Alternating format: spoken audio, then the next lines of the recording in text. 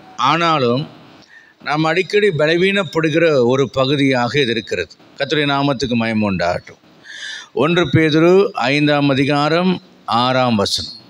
1 பேதுரு ஆகையால் ஏற்ற காலத்திலே தேவன் உங்களை உயர்த்தும்படிக்கு அவருடைய பலத்த கைக்குள் அடங்கியிருங்கள். உயர்வு வேண்டும் என்பது எல்லாருடைய ஆசை. நான் முன்னேற வேண்டும், நான் மேலே வரணுங்கிறது யாருக்கும் ஆசை இல்லாமல் இருக்காது. எல்லாருக்கும் நான் உயர வேண்டும் என்ற ஆசை. உயர்வென்றாலே அன்ஃபார்ச்சுனேட்லி தப்பான ஒரு கருத்து என்னவென்றால் நான் செல்வந்தனாய் மாற வேண்டும் என்கின்ற ஒரு டார்கெட் எல்லாரும் வைத்திருக்காங்க. அது தவறு. அதிகாரத்தில் உயரலாம், ஞானத்தில் உயரலாம், அனுபவத்தில் உயரலாம், ஆவிக்குரிய வாழ்க்கையில் உயரலாம், மகிமையிலே உயரலாம். இப்படி ஏராளமான காரியங்கள் உயர்வடைவதற்கு இருக்கிறது. எந்த வகையான உயர்வானாலும் அந்த உயர்வை நான் அடைவதில்லை, என்னை அடைய செய்கிறவர் அந்த உயரத்துக்கு கொண்டு செல்கிறார். 1 கொரிந்தியர் 1ஆம் அதிகாரத்தில் நீங்கள் படித்து பார்ப்பீர்களானால், ஞானிகளை வெட்கப்படுத்தும்படி தேவன் பேதைகளையும் உள்ளவைகளை அவமாக்கும்படி இல்லாதவைகளையும் ஒன்றுக்கு உதவாதவைகளையும் அற்பமாய் எண்ணப்பட்டவைகளையும் தேவன் தெரிந்து கொண்டார் என்று வேதம் சொல்கிறது. நம்முடைய உயர்வு எங்கே ஆரம்பிக்கிறது என்றால், நாம் அற்பமாக இருக்கிற நேரத்தில் தான் நம்முடைய உயர்வு ஆரம்பிக்கிறது. உயர்வு என்பது எல்லாருடைய கண்களுக்கு தெரியலாம், ஆனால் அது எங்கே இருந்து உயர்ந்தது? ஒரு பெரிய ஓக் ட்ரீ, நன்றாக உயரமாக வளரக்கூடிய தன்மை உள்ளது ஓக் ட்ரீ.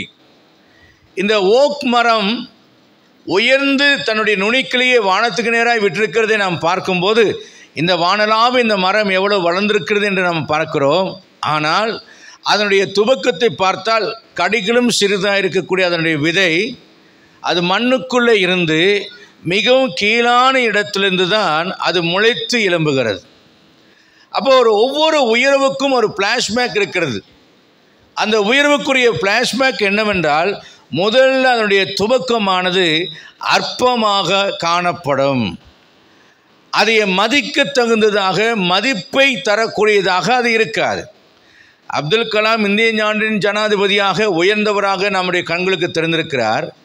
அவருடைய அற்பமான அவருடைய ஆரம்பத்தை நாம் பார்ப்போமானால், இந்தியாவின் கடைகோடியான ராமேஸ்வரத்தில், அந்த ராமேஸ்வரத்தில் ஒரு கிராமத்தில் 5 பிள்ளைகளோடு கூட பிறந்த ஒரு மகனாக ஒரு ஆரம்ப பள்ளியில் 1ஆம் வகுப்பு படிக்கும்போது அவருடைய ஆசிரியர் நினைத்து பார்த்திருக்க மாட்டார், இன்றைக்கு என்னிடத்தில் படிக்கிற இந்த பையன் இன்னும் ஒரு நாள் இந்தியாவை ஆளுகிற ஒரு ஜனாதிபதியாய் மாறுவான், உலகம் போற்றுகிற ஒரு அணு விஞ்ஞானியாய் மாறுவான் என்று அவர் பார்த்திருக்க மாட்டார்.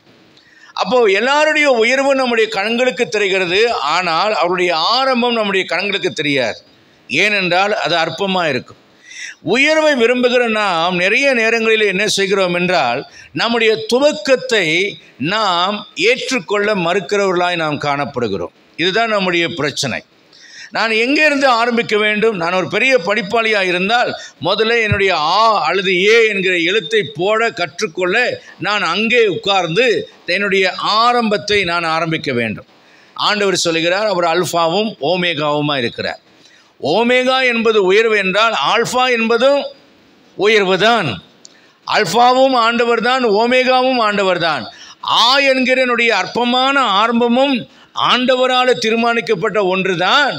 ஓமேகா என்கிற என்னுடைய உயர்வும் ஆண்டவரால் தீர்மானிக்கப்பட்ட ஒன்றுதான் என்பதை நான் மனதார என்றைக்கு ஏற்றுக்கொள்கிறேனோ அன்றைக்கு நான் உயர்வடைவதற்கு தகுதியுள்ள ஒரு நபராக நான் மாறுவேன். கர்த்தருடைய பரிசுத்தமான நாமத்திற்கு மகிமை உண்டாவதாக. ஒரு வசனத்தில் நாம் பார்க்கிறோம், யோபு 8:7 பார்க்கும்போது அங்கே சொல்கிறார், உம்முடைய துவக்கம் அற்பமானதாக இருந்தாலும் உம்முடைய முடிவு சம்பூர்ணமாக இருக்கும் என்று அங்கே எழுதப்பட்டிருக்கிறதை நாம் பார்க்கிறோம். 1 சாமுவேல் 2ஆம் அதிகாரம் 8ஆம் வசனத்தில் பார்க்கிறோம், கர்த்தர் புழுதியில் இருந்துதான், குப்பையிலிருந்து தான் ஒருவனை சிங்காசனத்துக்கு உயர்த்துகிறார் என்று பார்க்கிறோம். நிறைய நேரங்களில் நான் புழுதியில் கிடைக்கிறேனே, நான் குப்பையில் கிடைக்கிறேனே என்கின்ற ஒரு நிலை ஏற்படலாம். ஊழிய வாழ்க்கைக்குள்ளே நான் என்ட்ரான போது என்னுடைய போதகர் என்னை பார்த்து சொன்னார், ஊழியம் என்பது மேடையில் நின்று பிரசங்கம் பண்ணுவது மாத்திரமல்ல, ஊழியம் என்பது என்ன வேலை நான் சொன்னாலும் அதை செய்யணும், தாழ்த்தணும். இயேசுவே அப்படி தான் தாழ்த்தினார். ஆகவே இதையெல்லாம் செய்ய நீ ஆயத்தமா? ஒரு வசதியான குடும்பத்திலிருந்து வந்ததுனால இதெல்லாம் செய்ய மாட்டேன்னுலாம் நீ சொல்லக்கூடாது. நான் சொல்லுகிற எல்லாவற்றையும் செய்யணும் என்று சொன்னார். நான் செய்வேன் என்று எனக்கு தலையாட்டுவது என்பது எனக்கு எளிதாக இருந்தது. ஆனால் அவர் வீட்டு துணியை துவைக்க போட்டபோது அந்த துணியை துவைக்கும் போது கஷ்டமாகத்தான் இருந்தது. ஏனென்றால் என் துணியை துவைப்பதற்கே யோசிக்கிற எனக்கு அவர்கள் வீட்டு அழுக்கு துணியை துவைப்பது என்பது எனக்கு கஷ்டமாக இருந்தது. ரேஷன் கடைக்கு எங்கள் வீட்டில் இருக்கும்போதே எங்கள் யாரும் ரேஷன் கடைக்கு போக மாட்டாங்க, எங்கள் சர்வன்ட்ஸ் தான் போவாங்க. என்னை ரேஷன் கடைக்கு போ என்று அவர் சொல்லும்போது ஆட்டை வெட்டுவதற்கு கொண்டு போகிற கசாவுக்காரனை பார்த்தால் அந்த ஆடு எப்படி மிரளமோ அது மாதிரி அந்த 1லேருந்து 5 தேதி வரைக்கும் எங்கள் பாஸ்ட்டுக்கு முன்னாலேயே போக மாட்டேன், ஒளிஞ்சு ஒளிஞ்சு தெரிவேன். இவர் என்னை தேடி தேடி காணாத ஆட்டை தேடுற போல் என்னை கண்டுபிடிப்பார். கண்டுபிடிச்சி என் கையில் ரேஷன் கார்டை கொடுத்து காலையில் கோதுமையும் அரிசியும் வாங்கிட்டு வர சொல்லுவார். சாயந்தரம் மண்ணெண்ணெய் கேனை எடுத்துகிட்டு போய் லைனில் நிற்க சொல்லுவார். அந்த எங்கள் சபை இருந்த பக்கம் ஒரு ஸ்லெம் ஏரியா. அங்கே இருக்கக்கூடிய வரக்கூடிய மக்கள் பேசுகிற கெட்ட வார்த்தைகள் என் 2 காதிலையும் ஏறி என்னை புளிப்படிய வைத்து என் வாழ்க்கையை ஏண்டா ஒழித்துக்கு வந்தோங்கிற அளவுக்கு என்னை சோர்வடைய செய்யும். இது போன்ற அநேக வேலைகள் எனக்கு கொடுக்கப்படுது. புழுதி, குப்பை மேடு. ஆனால் அவைகள்தான் நான் உயர்வதற்குரிய ஆரம்பமாக தேவனுடைய வாழ்க்கையில் வைத்திருந்தார். ஆகவே தான் என்னால் மலைஜாதியால் அழுக்கடைந்து மலை ஜாதிகள் தங்கள் வஸ்திரத்தை துவைக்காத, ஒழுங்காய் குளிக்காத, சுத்தமில்லாத மக்கள் மத்தியில் ஊழியம் செய்து இங்கே அந்த மலை ஜாதியாக இருக்கக்கூடிய ஒரு மனிதனை கர்த்தருடைய ஊழியத்தில் ஊழியக்காரனாக உருவாக்குவதற்குரிய எனக்கே சின்ன வயது. ஆனால் என் சின்ன வயசுலேயே ஒரு ஊழியக்காரனை உருவாக்கக்கூடிய கிருபையை கர்த்தர் கொடுத்தார். கர்த்தருடைய பரிசுத்தமான நாமத்துக்கு மகிமை உண்டாகட்டும். அங்கே ஊழியம் செய்கிறவரும் என் வயது ஒத்தவர். அவர் குடும்பஸ்தர், நான் பேச்சுலர்.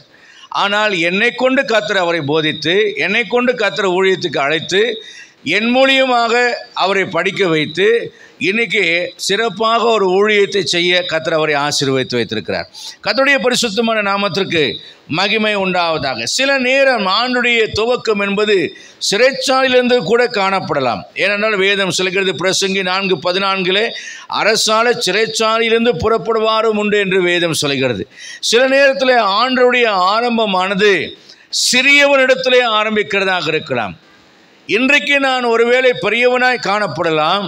ஆனால் தேவன் என்னை உயர்த்துவதற்கு என்னிடத்திலே அவர் செய்யப்பட்ட ஆரம்பம் என்னவென்றால், நான் சிறியவனாய் இருக்கும் பொழுது கர்த்தர் என்னை பெரியவனாய் மாற்றுவதற்காக என்னை தெரிந்து கொண்டிருக்கிறார். அல்லேலூயா. அதனால தான் சொல்கிறேன், தன்னைத்தான் தாழ்த்துகிறவனவனோ அவன் உயர்த்தப்படுவார். நான் எடுத்த உடனே பெரியவனாகத்தான் இருக்க வேண்டும் என்று நான் நினைத்தால், எடுத்த உடனே நான் வளர்ந்தவனாகத்தான் இருக்க வேண்டும் என்று நினைத்தால், எடுத்த உடனே எனக்கு எல்லாம் தெரியும் என்று நான் நினைத்து விட்டால், ஆண்டவருடைய உயர்வுக்கு நேராய் நான் கடந்து செல்வது என்பது கூடாத ஒரு காரியமாக இருக்கும். ஒரு அல்லேலூயா சொல்லலாமா? நல்ல உற்சாகமாக ஒரு அல்லேலூயா சொல்லுங்க. இன்னும் உற்சாகமாக ஒரு அல்லேலூயா சொல்லுங்க. பெருமாநல்லூருங்கிற இடத்துல 1995ஆம் ஆண்டு மே மாதம் ஒரு கன்வென்ஷன் கூட்டத்தில் பிரசங்கிக்க பாஸ்டர் வெஸ்லி அவர்களுடன் போயிருந்தேன். அப்போ என்னை முதல்ல பிரசங்கம் பண்ண சொன்னாங்க. பிரசங்கம் பண்ணிவிட்டு நல்லா கண்டிப்பாக பேசிவிட்டு உட்கார்ந்து விட்டேன். எனக்கு அப்புறம் அந்த சபையினுடைய தலைமை போதகர் வந்திருந்தார்.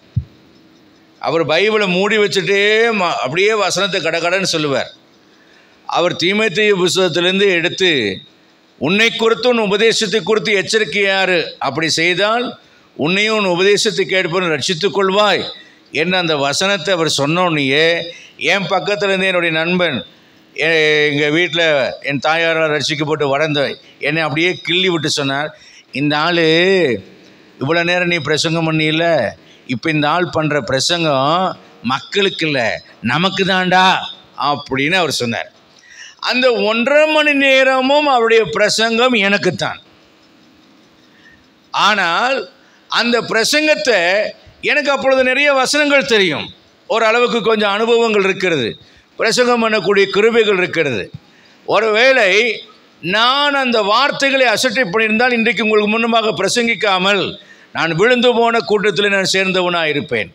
நான் அவனை பார்த்து சொன்னேன், நமக்கு தெரிந்த வசனங்கள் தான், நாம் ஊழியர்கள் தான், ரொம்ப டெடிக்கேட்டடாக நம்ம வாழ்கிறோம் தான், கண்டிப்பாக வாழ்கிறோம் தான். ஆனால் காரணம் இல்லாமல் ஆவியானவர் இன்றைக்கு நம்மோடு அவர் பேசியிருக்க மாட்டார். நீர் அவர் பேசினதாக பார்க்காதே, ஆண்டவர் நம்மை போதிக்கிறதாக பார் என்று சொன்னேன்.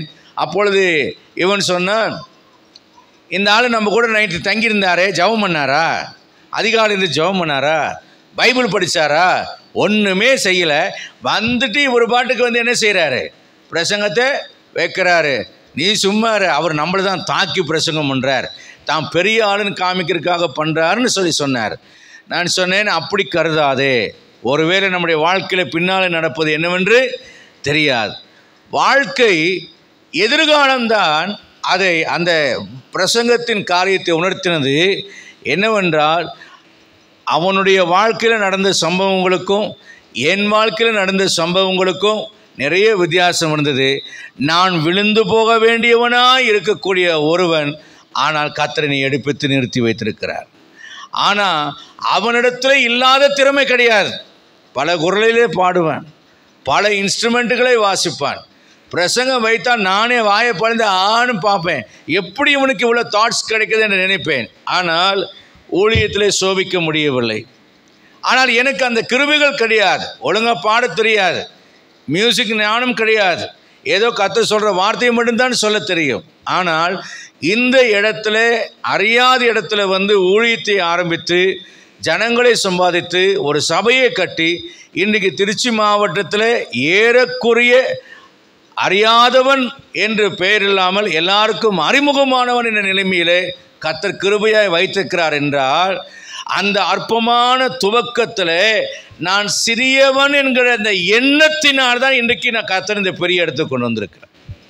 அன்றைக்கு நீ பெருசா நான் பெருசா நான் பெரியவன் என்று நான் நினைத்திருந்தால் இன்றைக்கு நான் இந்த ஸ்தானத்தில் நான் வந்திருக்க மாட்டேன், நான் விழுந்து போயிருக்கக்கூடும். ஏன்னா அன்புக்குரிய அருமையான கர்த்தருடைய பிள்ளைகளே, நம்முடைய சிந்தையிலே தாழ்மை உள்ள மக்களாக நம்மை தேவ சமூகத்தில் எப்பொழுதும் தாழ்த்த நாம் கற்றுக்கொள்கிறவர்களாக இருக்க கர்த்தர் நமக்கு கிருபை செய்வாயாக.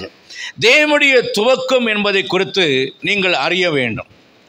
தேவன் நம்மை உயரத்துக்கு கொண்டு போவதற்கு முன்பதாக தேவன் எங்கே துவங்குகிறார் என்று நீங்கள் பார்த்தீரானால், தேவனுடைய துவக்கமானது உலகத்தில் இருக்கிற மக்களெல்லாம் ஏதாகலும் ஒன்றை வைத்துத்தான் இன்னொன்றை செய்வார்கள். உங்கள்கிட்ட ஏதாவது இருக்கா சொல்லு, ஒரு 500 ரூபா இருக்கா, அதை வச்சு ஒரு முதலீடு பண்ணுற ஒரு ஆலோசனை சொல்கிறேன். இல்லை ஏதாவது ஒரு சொத்து ஏதாவது இருக்கா, அதை வச்சு ஒரு தொழில் செய்யறதுக்கு ஆலோசனை சொல்கிறேன், அதை வச்சு நீ முன்னேறலாம் என்று சொல்லுவார்கள். என்னிடத்தில் ஒன்றுமே இல்லை என்று சொல்லுகிறவனை வைத்து கொண்டு முன்னேற்றத்துக்குமான ஒரு பாதைகளை யாருனாலும் ஆலோசனைகளை சொல்ல முடியாது. ஆனால் என் ஆண்டவரிடத்தில் வந்தால், ஆண்டவரே எனக்கு உயர்வு வேண்டும் என்று கேட்டால் ஆண்டவர் கேட்பார், என்னை பார்த்து கேட்கிறார், உன்னிடத்தில் என்னப்பா இருக்கிறது என்று கேட்கிறார். நான் ஆண்டவரிடத்தில் சொல்கிறேன், என்னிடத்தில் ஒன்றுமே இல்லை என்று சொல்கிறேன். அப்பொழுது ஆண்டவர் சொல்லுகிறார், இல்லாதவைகளை இருக்கிறவர்களாக அழைக்கிற கர்த்தராக நான் இருக்கிறேன் என்று கர்த்தர் சொல்லுகிறார். நல்ல ஒரு அல்லேலூயா சொல்லுங்க பார்க்கலாம். கர்த்தர் உங்களுடைய வாழ்க்கையில் உங்களை உயர்த்த வேண்டுமா? உங்களுடைய இல்லாமையை முதல்ல ஒத்துக்கொள்ளுங்கள். நாம் என்ன செய்வோன்னா, ஒரு பழமொழி சொல்லுவாங்க உலகத்தில், குடிக்கிறது கூழாக இருந்தாலும் கொப்பளிக்கிறது பன்னீராக இருக்க வேண்டும். அல்லேலூயா. சோப்பு போட்டு குளிப்பதற்கு சோப்பு வாங்க காசு இல்லாவிட்டாலும் 2 பெர்ஃப்யூமை அடித்து விட்டு பந்தா காட்ட வேண்டும். அதாவது நம்முடைய சிந்தையிலே நமக்கு என்ன இல்லை, தாழ்மை இல்லை. நம்முடைய இல்லாமையை ஒத்துக்கொள்வதற்கு நமக்கு மனம் இல்லை. கடனையாவது வாங்கி ஒரு பந்தா பண்ணணும், என்னிடத்தில் இல்லாவிட்டாலும் எதையாகலும் இருக்கிறதை போல காண்பிக்க வேண்டும் என்று தான் நம்ம விரும்புகிறோமே தவிர, என்னுடைய இல்லாமையை ஒத்துக்கொள்ளக்கூடிய தாழ்மை என்பது என்னிடத்தில் இல்லை. என்னை பார்த்து கேட்பாங்க, ஏன் பாஸ்டர் காரை இன்னும் மாற்றாமல் இருக்கீங்க? நான் சொல்லுவேன், நான் நினைத்திருந்தாலும் வாங்குவோம் பாஸ்டர்னு சொல்ல மாட்டேன். என்கிட்ட காசு இல்லை, நான் வாங்கலை, அவ்வளோதான். உண்மை அதுதானே, என்கிட்ட காசு இல்லை, நான் வாங்கலை. இதில் போய் வெக்கப்பாடு என்ன இருக்குது? நீ மதிச்சா மதிக்கலினா போயா, நீ ஏன் சோறுபட போகிற? நீ ஏன் எனக்கு ஊழித்து கொடுத்த? கர்த்தர் எனக்கு ஊழித்து கொடுத்துவார். நீ மதிக்கணுங்கிறதுக்காக என்னுடைய இல்லாமையை நான் மறைக்க விரும்பவில்லை. ஏனென்றால் எவைகளெல்லாம் என்னிடத்தில் இல்லை என்று சொல்கிறவனோ அந்த இல்லாமையிலிருந்து இருக்கிறவளை அழைக்கிற கர்த்தருடைய வல்லமை என்னிடத்தில் வேலை செய்ய வேண்டும் என்றால் தேவனுக்கு முன்பாக ஆண்டவரே என்னிடத்தில் இவைகள் இல்லை என்று நான் ஒத்துக்கொள்ளக்கூடிய ஒரு தாழ்மை என்னிடத்தில் வேண்டும். கருப்பாக இருந்தாலும் ஃபேர் அண்ட் லவ்லியை போட்டு வெள்ளையாக காமிக்க தான் நம்ம முயற்சி பண்ணுறோம். முடியலாவட்டாலும் அங்கே ஃபிட்டிங்ஸில் ஒரு சவரியை வச்சு பெரிய நீட்டமாக முடியிருக்கிற மாதிரி காமிக்க தானே நம்ம விரும்புகிறோம். என்ன சொல்கிறீங்க? நாம் ஒத்துக்கொள்ளக்கூடிய மனநிலை என்பது நம்மிடத்தில் இல்லாமல் இருக்கிறது. ரோமர் 4:17 ஆபிரகாம் சொல்லுகிறார், இல்லாதவளை இருக்கிறவளை போல அழைக்கிற கர்த்தருக்கு முன்பாக அவன் விசுவாசித்தானாம். இல்லை என்பதை ஆபிரகாம் ஒத்துக்கொண்டவராக காணப்படார். அடுத்தது நீங்கள் பார்த்தீங்கன்னா நம்முடைய ஆபிரகாமுடைய விசுவாசத்தில் நாம் இன்னொரு காரியத்தை கற்றுக்கொள்ளணும். ஆபிரகாம் ஆசீர்வதிக்கப்பட்டவராய் உயர்த்தப்பட்டவராக இருந்தார் இல்லையா? அங்கே என்ன நடந்தது என்றால் அவர் மரித்ததை உயிர்ப்பிக்க வல்லவர் என்பதை ஆபிரகாம் தன்னுடைய வாழ்க்கையிலே வெளிப்படுத்தினார். தன் சரீரம் செத்து போனதை ஆபிரகாம் ஒத்துக்கொண்டார். ஆனால் அவர் அதை பெரிதுபடுத்தவில்லை. அதை பெருசாக நாம் என்ன பண்ணுறோன்னா நம்முடைய இயலாமையை ஒத்துக்கொள்ள வேண்டும். ஆனால் இயலாமையை ஒத்துக்கொள்ள மாட்டோம். ஆனால் நம்முடைய பலவீனத்தை பெரிதுபடுத்தி காண்பிப்போம். என்னால் முடியல அப்படிங்கிறத நாம் என்ன செய்ய மாட்டோம்? ஒத்துக்கொள்ள மாட்டோம். அதுக்கு பதிலாக என்ன பண்ணுவோம்? நம்முடைய பலவீனத்தை பயங்கரமாக ஹைலைட் பண்ணோம். கொஞ்சம் இங்கே வயிற்று வலிக்கிற மாதிரி இருந்தால் போதும், அப்படி அரை மடக்காக தான் தெரியும், இப்படி நொண்டி அடித்து தான் போகும். எனக்கு இந்த ஸ்பைனல் ரொம்ப பிரச்சனையாகி போச்சு 2 நாளாக. சரி, மனைவிக்கு முன்னால் ஏதாவது கொஞ்சம் அப்படி பண்ண நல்லா திட்டுப்பிடுவாங்களே, அது ஏன் தூக்குனேன், இது ஏன் தூக்குனேன், மனுஷா உனக்கு வயசாச்சு, உனக்கு அறிவு இருக்கா, ஏன் போய் தூக்குனேன் அப்படின்னு திட்டுவாங்களேன்னு நான் நான் 2 நாளாக படுத்தே தான் கிடந்தேன். ஊருக்கு போயிட்டு படுத்து தான் கிடந்தேன். அப்புறம் இப்படி பண்ணி எப்படியோ கொஞ்சம் சமாளிச்சிட்டாங்க. இப்போ கொஞ்சம் ஓரளவுக்கு கொஞ்சம் பரவாயில்லையாக இருக்குது. நான் என்ன பண்ணுவேன்னா என் பலவீனத்தை நான் மறைக்க முயற்சி பண்ணுறேன். ஆனால் நிறைய நேரங்களில் நம்மளால் முடியலைங்கிறத நாம் என்ன செய்ய மாட்டோம்னா ஒத்துக்கொள்ளவே மாட்டோம். இப்போ என்னை பார்த்து இது உங்களால் தூக்க முடியாது, தூக்காதீங்கன்னு சொன்னால் நான் என்ன பண்ணுவேன்னா, எனக்கு நான் வயசாச்சு நான் நினைக்கிறேன், அதுக்குள்ளே நான் என்ன இதாகிட்டேன் நான் நினைக்கிறேன், ஒத்துக்கொள்ள மாட்டோம். நமக்கு என்ன இல்லை, தாழ்மையில் அப்படி நினச்சி வெயிட்டு தூக்கி தான் இப்போ எனக்கு இடுப்பு போச்சு. நம்முடைய இயலாமையை ஒத்துக்கொள்ள மாட்டோம். நம்முடைய பலவீனத்தை உயர்த்தி காண்பிக்கிறோம். கர்த்தருடைய சமூகத்தில் ஆண்டவரே நான் பலவீனன், என்னால் முடியாது. யாக்கோபு என்ன பண்ணுறான்? தேவனோடு போராடுகிறான். தன் பலத்தினால தேவனோடு போராடுகிறான். தேவனுக்கு முன்பாக நான் பலவீனன் ஆண்டவரே, நான் முடியாதவன் என்பதை ஒத்துக்கொள்ளக்கூடிய மனம் இல்லாமல் ஆண்டவரோட ரெஸ்லிங் பண்ணுறான், மல்யுத்தம் செய்கிறார். அவர் பார்த்தாரு, கொஞ்ச நேரம் விளையாண்டு பார்த்துருப்பாரு. இதுக்கப்புறம் இவன் நேரம் ரொம்ப நேரம் விளையாட முடியாதுன்ட்டு தொடச்சி அந்த நரம்பு பிடிச்சி ஒரு நிமிட்டி விட்டுட்டார். பாருங்கள், அவ்வளோதான், கால் நொண்டி போச்சு. இப்போ என்ன பண்ணுறான்னா ஓசியால் சொல்கிறார், அவன் அழுது அவரை நோக்கி கெஞ்சினானா. இந்த வேலையை முதலே சொல்ல வேண்டியதானே. இதுதான் ஒத்துக்கொள்ளுது. அழுது அவரை நோக்கி கெஞ்சுதல் என்பது என்ன? என்னுடைய இயலாமையை தேவனிடத்தில் ஒத்துக்கொள்ள வேண்டும். என்னுடைய தோல்விகளை தேவனிடத்தில் ஒத்துக்கொள்ள வேண்டும். நான் என்னுடைய வீழ்ச்சிகளை ஆண்டவரிடத்தில் ஒத்துக்கொள்ள வேண்டும். ஆண்டவரே, என் வீழ்ச்சியை ஒத்துக்கொள்கிறேன், என் தோல்விகளை ஒத்துக்கொள்கிறேன், என் பலவீனங்களை ஒத்துக்கொள்கிறேன். ஆண்டவரே, நான் பலத்தை வைத்துக்கொண்டு போராடுகிற ஒரு மனிதனாக அல்ல, உம்முடைய பலத்தை சார்ந்து வாழ விரும்புகிற ஒரு மனிதனாய் நான் மாறுகிறேன் என்று சொல்வோம் என்றால் தேவன் அந்த இடத்துல நமக்காக உயர்வின் துவக்கத்தின் வேலையை செய்ய அவர் வல்லவராக இருக்கிறார். நான் உயர்த்தப்படுவதற்காக அவர் எனக்காக உழைக்கிற தேவனாக இருக்கிறார், எனக்காக ஊழியம் செய்கிற ஒரு தேவனாக இருக்கிறார். அல்லேலூயா. கடன்காரங்கள் என்பது ஏன் மறைக்க வேண்டும்? ஆமாம், நான் கடன்காரன், ஆண்டவரே என் கடன்களை மாற்றும் என்று கேட்போமே. ஏன் கேட்க நமக்கு மனமில்லை? நம்முடைய இயலாமையை, நம்முடைய பலவீனங்களை, நம்முடைய தோல்விகளை நாம் வெளிப்படுத்த முயற்சிக்காமல் அவைகளை மறைக்க மறைக்க மறைக்க அவைகளிலே விடுதலை இல்லை. அல்லேலூயா. நல்ல உற்சாகமான அல்லேலூயா சொல்லுவோம். செத்ததை உயிர்ப்பிக்கிறவர் மாத்திரமல்ல, அந்த இடத்துல காணா ஒரு கல்யாணத்திலே திராட்சரசமே தீர்ந்து போய்விட்டது. ஆண்டிடத்தில் வந்தார்கள், அவருக்கு திராட்சரசம் இல்லை, தீர்ந்து விட்டது, இல்லை, இனிமேல் திராட்சரசம் வாங்கிட்டு வர முடியாது, செய்யவும் முடியாது. இப்போ ஆண்டிடத்தில் என்ன சொல்கிறாங்க? அவர்களுக்கு இல்லை. உங்கள் வாழ்க்கையில் இல்லை என்கிற பிரச்சனை வரும்போது கடன் கேட்க ஓடாதீங்க. அவங்க நினைத்திருந்தால் யாருக்கு அங்கே திராட்சரசம் ஸ்டோர் பண்ணியிருப்பாங்க அவங்க கிட்ட போய் வாங்கிட்டு வாங்க என்று சொல்லி அவங்க பிரயாசப்பட்டிருக்கலாம். நமக்கு இல்லை என்கிற இல்லாமை நம்ம இடத்துல வரும்பொழுது, தீர்ந்து விட்டது, காலியாகி விட்டது, போதுமானதாக இல்லை என்கின்ற பிரச்சனைகள், பற்றாக்குறைகள் வரும்பொழுது நாம் ஆண்டவரிடத்தில் சொல்ல வேண்டும், ஆண்டவரே என்னிடத்தில் இல்லை, என் தேவைகளை சந்திக்க நீர் எனக்காக செயல்பட வேண்டும். அல்லேலூயா. அல்ல ஒரு அல்லேலூயா சொல்லுங்க. எத்தனை பேர் ஆண்டவரிடத்தில் என் தேவைகளை சந்திக்க நீர் செயல்பட வேண்டும் என்று கேட்கும் பொழுதுதான் நம்மிடத்தில் என்ன இருக்கிறது? வெறும் தண்ணீர் மாத்திரம்தான் இருக்கிறது. அந்த தண்ணீரை திராட்சரசமாக மாற்றுகிற அற்புதத்தை செய்யக்கூடிய ஆண்டவர் என் அருகில் இருக்கும்போது நான் ஏன் கடன்காரங்களிடத்தில் ஓட வேண்டும்? நான் எதுக்கு என்னை பரிகாரிகளிடத்தில் ஓட வேண்டும்? என் ஆண்டவர் என் அருகில் இருக்கிறார். தண்ணீரை திராட்சரசமாய் மாற்றுகிறவர், என்னுடைய இல்லாமையாக்குகிறவராக இருந்து தீர்ந்து போனதை எல்லாம் மாற்றி இன்னும் தேவை இருக்கிறது என்ற போது அந்த தேவைகளை சந்திப்பதற்கு கர்த்தர் வல்லவராக இருக்கிறார். அல்லேலூயா. ஆண்டவருடைய துவக்கம் என்பது அதிசயமானது. அது மாத்திரமல்ல, கொஞ்சம் எண்ணெய் தான் இருக்கிறது என்று சொல்லும் போது அதை அவர் பெருக செய்ய வல்லமையுள்ள தேவனாக இருக்கிறார். அல்லேலூயா.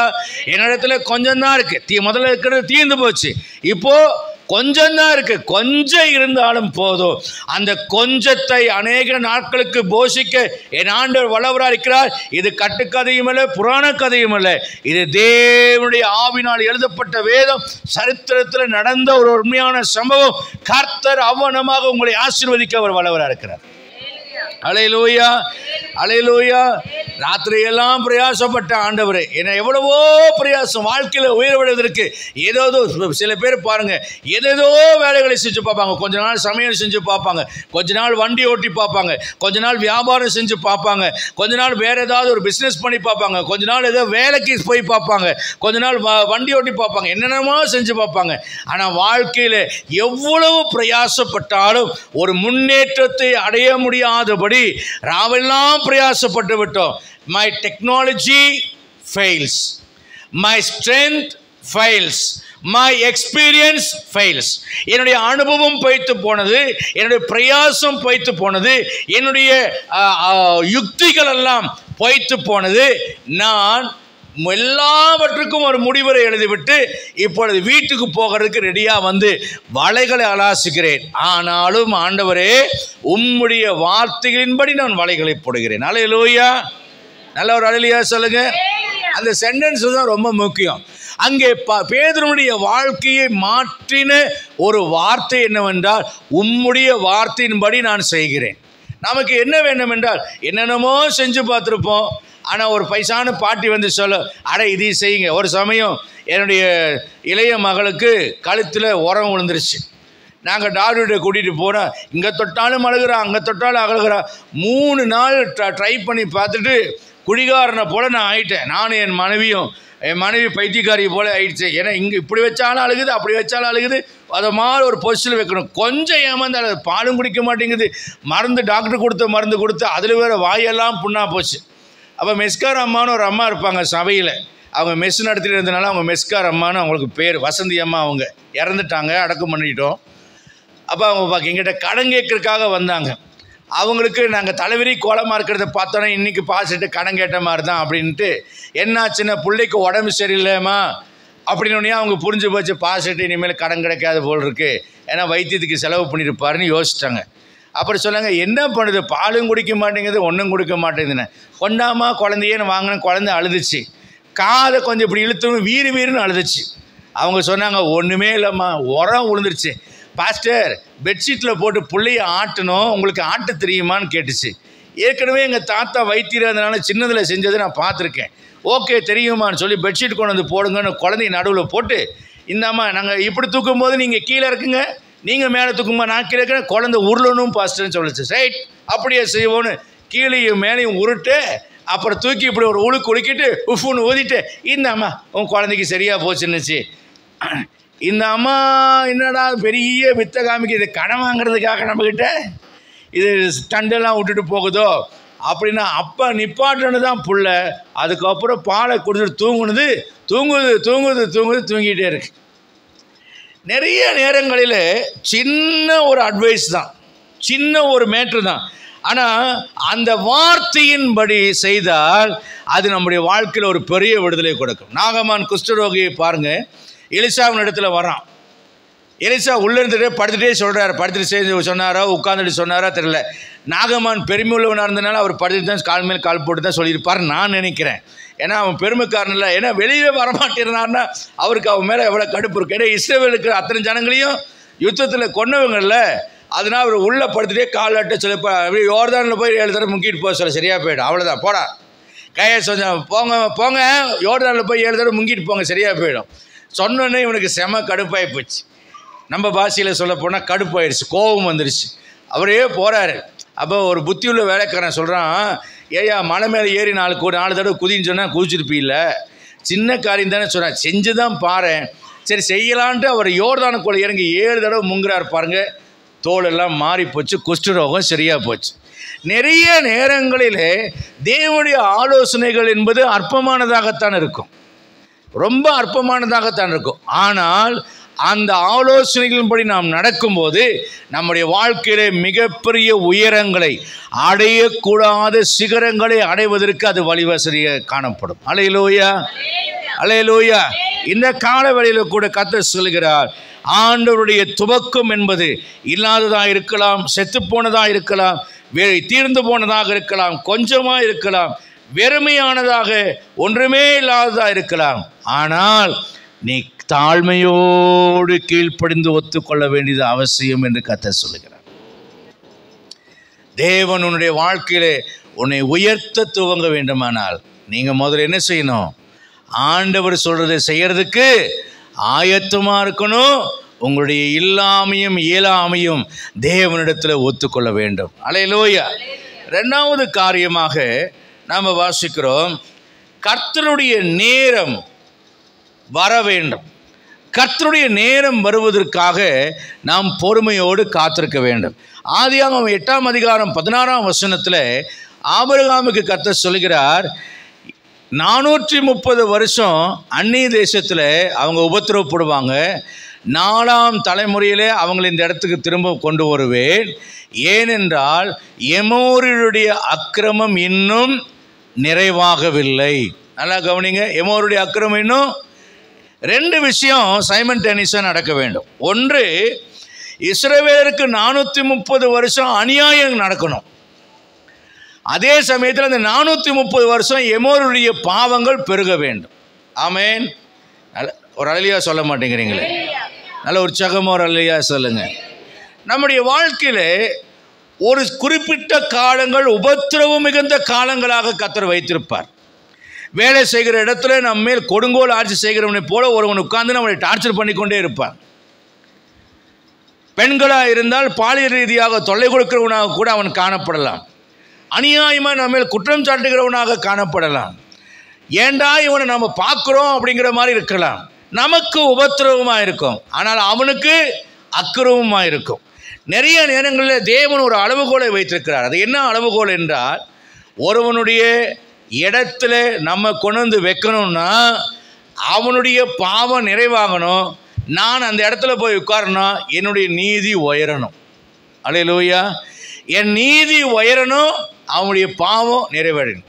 நான் போன வாரம் சபையில் சொன்னது போலவே, சபையில் கூட நம்முடைய சபையை நான் சொல்லலை, பொதுவாக நான் சபைகளை நான் பார்த்துருக்கிறேன். சபையில் பயிரையும் வைத்திருக்கிறார், களையையும் வைத்திருக்கிறார்.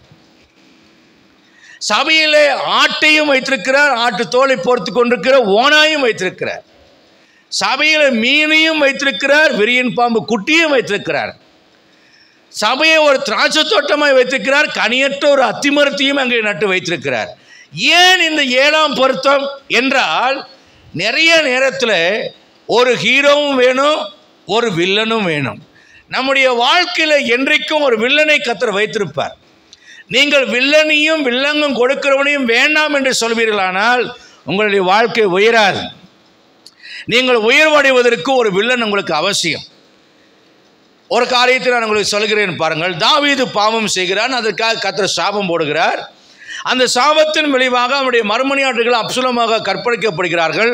தாவீது தன் சிங்காசனத்தை விட்டு ஓடிக்கொண்டிருக்கிறான். ஓடிக்கொண்டிருக்கிற வேளையிலே சவுல் வீட்டு வம்சத்தானை சேர்ந்த பென்யமின் கோத்திரத்தான ஒருவன் சீமேயி என்ற பெயர் உள்ளவன் தாவீதை நோக்கி கற்களை எறிந்து கொண்டு தாவீதும் அவன் மனுஷரும் பராக்கிரமசாலி நடந்து வரும்போது அவனை தூஷித்து, தாவீதே ஒளிந்து போ, இரத்தப்பிரியனான மனுஷனே ஒளிந்து போ, பேலியாளின் மனுஷனே ஒளிந்து போ என்று சொல்லி கர்த்தர் இன்னைக்கு சவுல் வீட்டாருடைய இரத்த பலிகளை உன்மேல் திருப்பினார் என்று சொல்லி நிந்தித்துக் கொண்டே வருகிறான். யோவாவின் புத்திரர்கள் சகோதரர்கள் கேட்கிறார்கள், நாங்கள் இந்த செத்தனா எங்கள் ஆண்டவனை தூஷிக்கிறான், அவன் தலையை நாங்கள் வாங்கி போடட்டும் என்று சொன்னபோது, யோவாவின் புத்திரரே உங்களுக்கும் எனக்கும் என்ன, தேவன் சீமேயை பார்த்து தாவீதை தூசி என்று கட்டளையிட்டிருக்கிறார். அங்கேதான் தாவீது சொல்கிறார், ஒருவேளை தேவன் என் சிறுமையை பார்த்து எனக்கு நீதியை சரி கட்டுவாராக. அல்லேலூயா. நடந்தது என்ன? போன வேகத்திலேயே தாவீது திரும்பி வருகிறான். தூஷித்தவன் அப்படியே அந்தர் பல்ட்டி எடுத்து தாவீது கிட்ட காலில் மோங்குப்புற விழுந்து இந்த பாவத்தை அடியின் மேல் சுமத்தாதிரும் என்று சொல்கிறார். எப்பொழுதெல்லாம் நீங்கள் அநியாயமாக தூஷிக்கப்படுகிறீர்களோ, அநியாயமாக துன்பப்படுத்தப்படுகிறீர்களோ, அநியாயமாய் பாடுபடுத்தப்படுகிறீர்களோ, நீங்கள் பாடுபடும் போது, நீங்கள் துன்பப்படும் போது, நீங்கள் தூஷிக்கப்படும் போது, ஒன்று உங்கள் மேலே தேவனுக்கு அனுதாபம் ஏற்படுகிறது, இன்னொன்று உங்களை தூஷிக்கிறவர்கள் உபத்திரவப்படுத்தக்கூடிய அக்கிரமமானது நிறைவாகிறது. அவருடைய அக்கிரமம் நிறைவாகும் போது அவருக்கு நியாய தீர்ப்பும், உங்களுக்கு உபத்திரவங்கள் பூரணம் அடையும் போது உங்களுக்கு உயர்வையும் கொடுப்பது தேவனுடைய திட்டமாக இருக்கிறது. அல்லேலூயா, அல்லேலூயா. அதுதான் கர்த்தருடைய நேரம். ஒருவனுடைய அக்கிரமம் நிறைவடைவதற்காக கர்த்தர் காத்திருக்கிறார். உங்களுடைய நீதி பூரணப்படுவதற்காகவும் தேவன் காத்திருக்கிறார். அதுதான் கர்த்தருடைய நேரம். நான் விரும்பின பொழுதெல்லாம் உயர்வு வர வேண்டும் என்பது கர்த்தருடைய நேரம் அல்ல. என் நீதியிலே நான் உயர்ந்திருக்கிறேனா? பாடுபடுவதிலே நான் நிறைந்திருக்கிறேனா? தேவன் என்னை பூரணப்படுத்துகிற அனுபவத்தில் நடத்தும் போது நான் பூரணம் அடைந்திருக்கிறேனா என்பதை நாம் பார்க்க வேண்டும். உபத்திரவத்தினாலே ஆண்டவராக இயேசு கிறிஸ்துவை பூரணப்படுத்துவது ஏற்றதா இருந்தது என்று எபிரேய நிருபக்காரன் சொல்லியிருக்கிறார். என் அன்புக்குரிய அருமையான கர்த்தருடைய பிள்ளைகளே, தேவகுமாரனை உபத்திரவத்தினால் பூரணப்பட வேண்டியது அவசியமா இருக்குமானால் நாமும் பூரணப்பட வேண்டியது அவசியம். நம்முடைய உபத்திரவங்கள் பெருகும் போது அவருடைய ஆறுதல்கள் பெருகும். அல்லேலூயா. எவ்வளவாய் பாடுபடுகிறீர்களோ, எவ்வளவாய் துக்கப்படுகிறீர்களோ, எவ்வளவாய் துயரத்தை அனுபவிக்கிறீர்களோ, அவ்வளவாய் கர்த்தர் உங்களை உயர்த்த வல்லவர். இந்த ஊரில் தான் நான் துரத்தப்பட்டு தங்க இடம் இல்லாமல் சுற்றிட்டு இருந்தேன். இன்னைக்கு கர்த்தர் ஒரு பெரிய வீட்டை கொடுத்துருக்கிறார். பாத்ரூம் எல்லாம் இருந்தேன். என் வீட்டில் 7 பாத்ரூம் இருக்குது. 7 கரெக்டாக சொல்கிறேன்னா 1 2 3 4 5 6 7 கரெக்டாக தான் சொல்கிறேன். பாத்ரூமே இல்லாமல் இருந்தேன். எனக்கு காட்டுக்கு தான் போகணும், ரொம்ப கஷ்டப்படுவேன். ஆனால் எனக்கு 7 பாத்ரூம் இருக்குது. நான் கட்டணும்னு கட்டலை, அது வந்ததை சொல்கிறேன். எதுக்கு சொல்ல வர? பெருமைக்கு சொல்லலை. நம்முடைய உபத்திரவங்கள் எப்படியெல்லாம் நம்ம உபத்திரவப்பட்டோமோ அதன்படியே தேவனுடைய ஆறுதல் வருகிறது. 430 வருஷம் அடிமைத்தன உபத்திரவம், இதனுடைய விளைவாக 430 வருஷம் கட்டப்பட்ட இடங்கள் எல்லாம், கட்டின வீடு, வெட்டின துறவு, நட்டின தோப்பு அத்தனையும் பாலனாக அவருக்கு கத்தர் கொடுத்தார். அல்லேலூயா. எமோரினுடைய அக்கிரமம் அங்கே நிறைவாச்சு, இங்கே எகிப்தினுடைய அக்கிரமம் நிறைவாச்சு. இவங்க அக்கிரமம் அநியாயமாக பிடிச்ச காசையெல்லாம் கொள்ளையடிச்சிட்டு வர வச்சார். அங்கே அவன் நாட்டை கெடுத்து அநியாயம் பண்ணினான். அவனை நாட்டிலேருந்து எல்லாத்தையும் அழிச்சுப்புட்டு இவங்களை கொண்டு போய் பரிசுத்த ஜாதியாக கர்த்தர் குடியமர்த்துகிறார். இதுதான் தேவனுடைய நேரம். கர்த்தருடைய நேரம் வருவதற்காக நாம் காத்திருக்க வேண்டும். மூன்றாவதாக நீங்கள் பார்த்தீங்கன்னாக்க காட்ஸ் எக்ஸ்பெக்டேஷன், தேவனுடைய எதிர்பார்ப்பு. கலாத்தியர் 4ஆம் அதிகாரம் 1-2 வசனத்தில் நீங்கள் படித்து பாருங்கள். கலாத்தியர் 4ஆம் அதிகாரம் 1-2 வசனங்கள். சோம்பேறித்தனமாக பைபிளை புரட்டுறீங்க. பின்னும் நான் சொல்லுகிறது என்னவெனில், சுதந்திரவாளியானவன் எல்லாவற்றுக்கும் எஜமானனாய் இருந்தும் சிறுபிள்ளையா இருக்கும் காலமளவும் பாருங்க, வளராவிட்டால் அடிமையின் குமாரனுக்கும் எஜமானின் குமாரனுக்கும் என்ன இல்லை? வித்தியாசம் இல்லை. வளர வேண்டும். அடுத்த வசனத்தில் சொல்றாரு, தகப்பன் குறித்த காலம் வரைக்கும் காரியக்காரருக்கும் வீட்டு விசாரணைக்காரருக்கும் கீழ்பட்டிருக்கிறான். அல்லேலூயா. ஆனால் இவன் வளர்ந்து பூரணம் அடைந்து விட்டால், வளர்ச்சி அடைந்து விட்டால், முதிர்ச்சி அடைந்து விட்டால், மெச்சூரிட்டி ஆகிவிட்டால், அப்படின்னு என்ன அர்த்தம்? அறிவிலே முதிர்ச்சியுள்ளவனாக மாறி இவனுக்கு கொடுக்கப்பட்ட காரியத்தை சரியாக நிர்வாகம் செய்யக்கூடிய நிர்வாகத்திறனுடையவனாய் மாறும் பொழுது எந்த வேலைக்காரனுக்கு இவன் கீழ்ப்பட்டிருந்தானோ அந்த வேலைக்காரன் இவனுக்கு கீழ்ப்பட்டவனாய் இருப்பான்.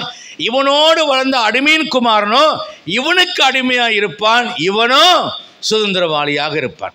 ஆனால் சிறுபிள்ளையாக இருக்கும்போது அடிமையானவனுக்கும் வித்தியாசம் இல்லை, அடிமையின் குமாரனுக்கும் வித்தியாசம் இல்லை, எஜமானின் குமாரனுக்கும் வித்தியாசம் இல்லை. ஒரலியா சொல்லலாமா?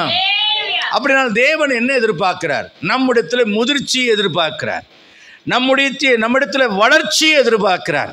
எவ்வளோ நாட்களாய் வசனத்தை கற்றுக்கொண்டிருக்கிறோமே, அதில் வளர்ந்திருக்கிறோமா? ஜெபத்தில் வளர்ந்திருக்கிறோமா? பரிசுத்தத்தில் வளர்ந்திருக்கிறோமா? ஆவியின் வரங்களிலே கனிகளிலே நாம் வளர்ந்தவர்களாக இருக்கிறோமா? ஆத்துமாதாயம் செய்கிறவர்களாய் வளர்ந்திருக்கிறோமா? தேவன் எதிர்பார்க்கிற கனி கொடுக்கிற மரமாக இருக்கிறோமா அல்லது கனியற்ற அத்தி மரமாக இருக்கிறோமா? வளர்ச்சி என்பதனுடைய அடையாளம் என்ன? பலன் கொடுக்கிறவர்களாக இருக்க வேண்டும். நல்ல ஒரு அல்லேலூயா சொல்லுங்க. தேவனுடைய எதிர்பார்ப்பு என்ன? நான் பலன் கொடுக்கிற ஒரு நபராக இருந்தால் ஆண்டவர் கொத்தி சுத்தியிலையும் எரு போட்டு இன்னும் அதிக கனிகளை கொடுக்கும்படி என்னை சுத்தம் பண்ணுவார். யோவான் 15 சொல்கிறார், என்னில் கனி கொடுக்கிற கொடியதுவோ அது அதிக கனிகளை கொடுக்கும்படிக்கு என் பிதாவானவர் அதை சுத்தம் செய்வார் என்கிறார். கனி கொடுக்காத கொடியதுவோ அதை அறுத்து அக்னியிலே போடுகிறார் என்று சொல்லுகிறார். அப்போ ஆண்டருக்கு ஒரு எதிர்பார்ப்பு இருக்கிறது. இப்போ நான் கேட்குறேன், தம்பி, கர்த்தர் உன்னை கோடீஸ்வரனாக்குனா நீ என்ன செய்ய போற? மாதம் 2 கோடி ரூபாய் சம்பாதிக்கிற ஒரு ஆளாக கர்த்தர் உன்னை உயர்த்திட்டார், நீ என்ன செய்ய போற? சத்தமாக சொல்லு. திருப்பி ஏசப்பாவுக்கு கொடுக்கணும். பரவாயில்ல, ஸ்மார்ட்டாக தான் சொல்லிட்டேன், நான் சொல்லிடுறேன். ரொம்ப சந்தோஷம். கர்த்தர் அப்படியே உன்னை கோடீஸ்வரன் ஆக்குவார். கர்த்தர் என்னை கோடீஸ்வரன் ஆக்குகிறார் என்றால் அதுக்கு ஒரு பர்பஸ் வேணும். யோசேப்பை கர்த்தர் எகிப்து தேசத்துக்கு அதிபதி ஆக்கினார். இவனுக்கு சொப்பனத்துடைய அர்த்தத்தையும் சொல்லி கொடுத்தார். பார்வோன் இவன் கையில் எல்லா பொறுப்பையும் கொடுத்துட்டார். இப்போ அவன் விளைச்சல் வரக்கூடிய நாட்களில் எல்லாத்தையும் எழுந்து 10ல் 5ல் 1 வாங்கி எல்லாத்தையும் என்ன பண்ண ஸ்டோர் பண்ணி அங்கே களஞ்சியத்தில் வச்சுட்டான். அதுக்கப்புறம் பஞ்சகாலம் வந்து போதே தரமாட்டேன், உனக்கு தரமாட்டேன், உனக்கு தரமாட்டேன் அப்படின்னு சொன்னாரா? என்ன பண்ணாரு? ஜீவரட்சணை செய்யும்படி களஞ்சியங்களை திறந்து இல்லாதவனுக்கு அள்ளி கொடுத்தார். அவங்க அண்ணன் தம்பிலாம் வந்தான், பழி வாங்கினாரா? இல்லை, நல்ல சாப்பாடு போட்டு மூட நிறைய தானியத்தை கொடுத்து அனுப்பிவிட்டு அவங்க அப்பாவையும் வர வச்சு தேசத்தில் நல்ல இடத்துல குடி வச்சு அவங்களையும் அவங்க பிள்ளைகளையும் பராமரித்தான். அப்படியானால் தேவன் என்னை உயர்த்த வேண்டும் என்று நான் விரும்புகிறேன். ஆண்டவர் கேட்குறார், எதுக்காக நான் அவனை உயர்த்தணும்? இப்போ நான் இந்திய நாட்டின் பிரதம மந்திரி ஆகணும்னு ஜெபம் பண்ணுறேன். ஆண்டவர் என்னை பார்த்து கேட்குறார், எதுக்காக நீ பிரதம மந்திரி ஆகணும்? நான் 1 கோடி ரூபாய் கோட் ஷூட் போடுறேன் ஆண்டவரே, நான் மாதத்துக்கு 2 ட்ரிப் வெளிநாடு போயிட்டு வரணும் ஆண்டவரே, நான் நல்ல பந்தாவாக ஜாலியாக இருக்கணும் ஆண்டவரே நான் சொன்னேன்னா என்னை பிரதம மந்திரி ஆக்க மாட்டார்.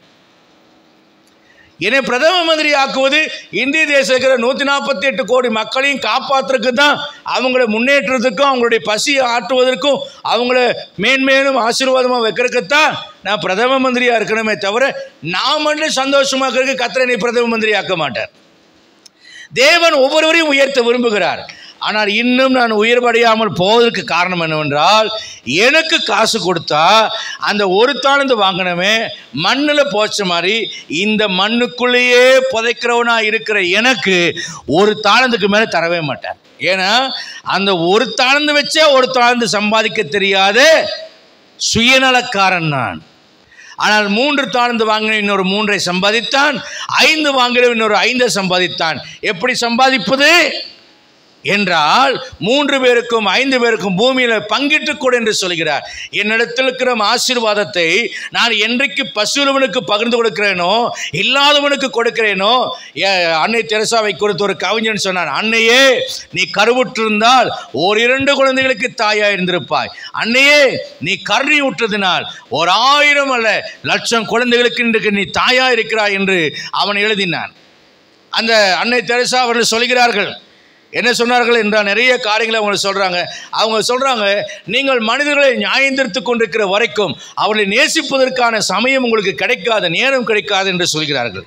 இன்றைக்கு நாம் என்ன செய்கிறோம்? நம்முடைய கொஞ்சம் உயர்வில் கிறிஸ்மஸ் அன்னைக்கோ நியூ இயர் அன்னைக்கோ நல்ல சேலையோ ட்ரெஸ்ஸை போட்டு வந்து விட்டால் அது இல்லாத பக்கத்தில் இன்னும் அவங்க ஒன்றால் அப்படி காமிச்சு அப்படி பந்தா பண்ண விரும்புகிறோம்.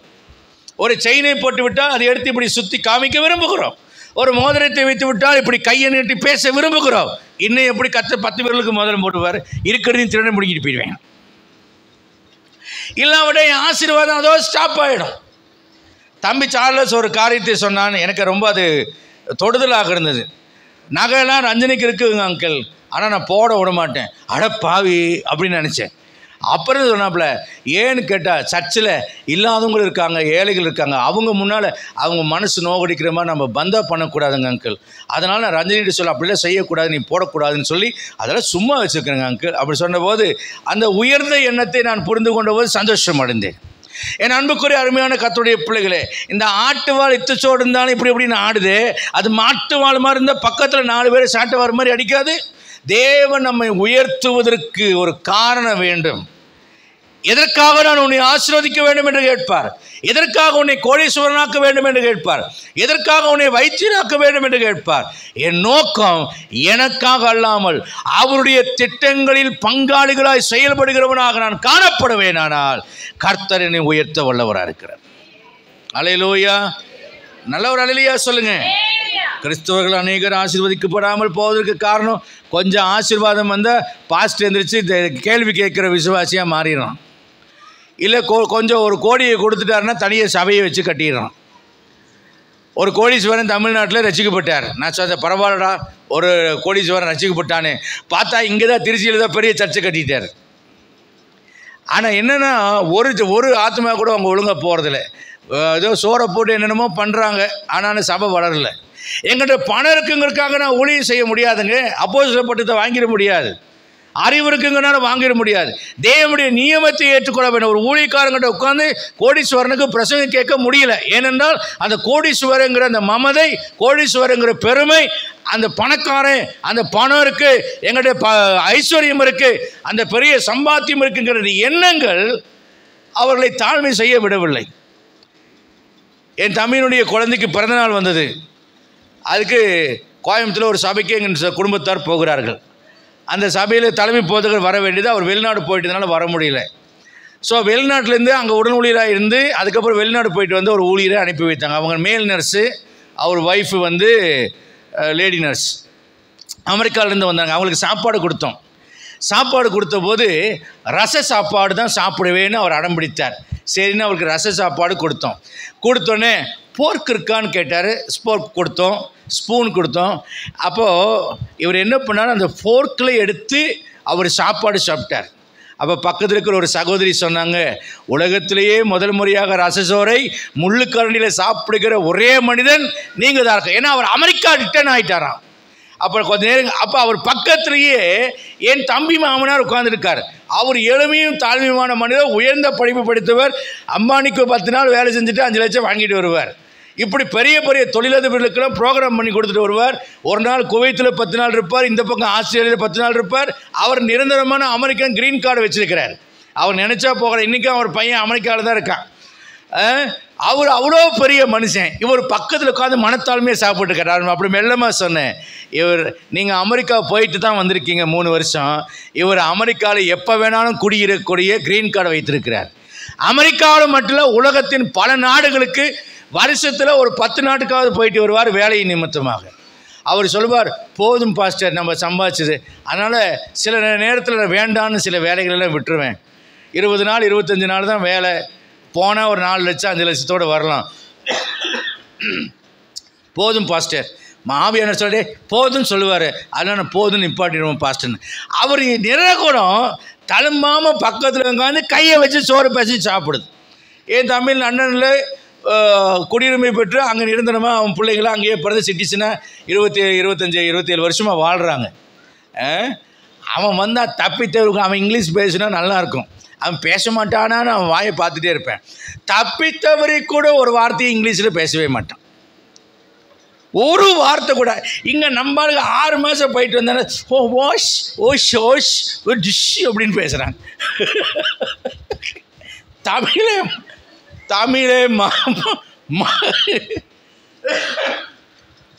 கோமாளிகளை விட கேவலமானவர்கள். அதுதான் கொரகுடம் கூத்தாடுங்கிறது.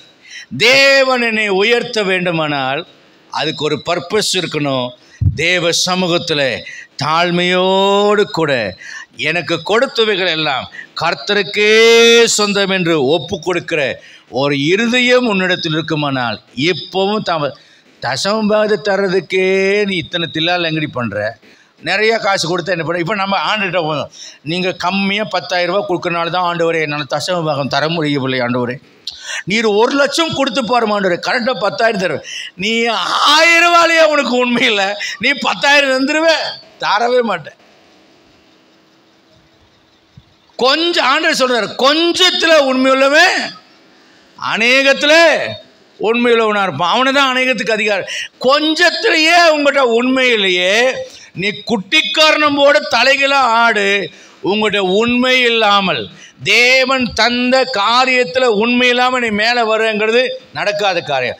வேணாமோ, அதாவது கர்த்தருக்கு தராமல் கர்த்தருக்கு உண்மையாக இல்லாமல் நம்ம வளமாக இருக்கலாம். அந்த வளம் எப்படி தெரியுமா, அது ஏன் தலைமுறையோடு முடிஞ்சிடும். நான் கர்த்தருக்கு ஊழியம் செய்கிறேன். இப்போ என்கிட்ட எந்த மிச்ச மீதியெல்லாம் கிடையாது. ஓப்பனாக சொல்கிறேன், என் பிள்ளைகளுக்கெல்லாம் நான் எதையும் சேர்த்தியும் வைக்கல, என்கிட்ட மிச்சம் மீதியும் இல்லை. இதுதான் உண்மை. தலைமுடியெல்லாம் கூட கொட்டி மொட்டையாக போச்சு. என்கிட்ட வேறு எதுவும் இல்லை. என் பிள்ளை கொஞ்சம் கரெக்ட் பண்ணிக்கிங்க அப்படிங்கிறா. ஏன்னா வீடியோவில் அசிங்கமாக தெரியுது. இருக்கிறது தான் நம்ம இல்லாத செட்டப்பாக பண்ண முடியும், இவ்வளோதான். ஆனால் எனக்கு ஒரு தைரியம் இருக்கிறது. என் பிள்ளைகளுக்கு ஆவிக்குரிய ஆசீர்வாதத்தை ஜெபம் பண்ணி ஊழியம் செஞ்சு சேர்த்து வைத்துக்கிறேன். என் பிள்ளைங்க ஒரு நாளும் வெக்கப்பட்டு போக மாட்டாங்க. அவங்களுக்கு தேவன் ஆசீர்வாதத்தின் மேலே ஆசீர்வாதத்தை கொடுப்பார். நான் விசுவாசிக்கிறேன்.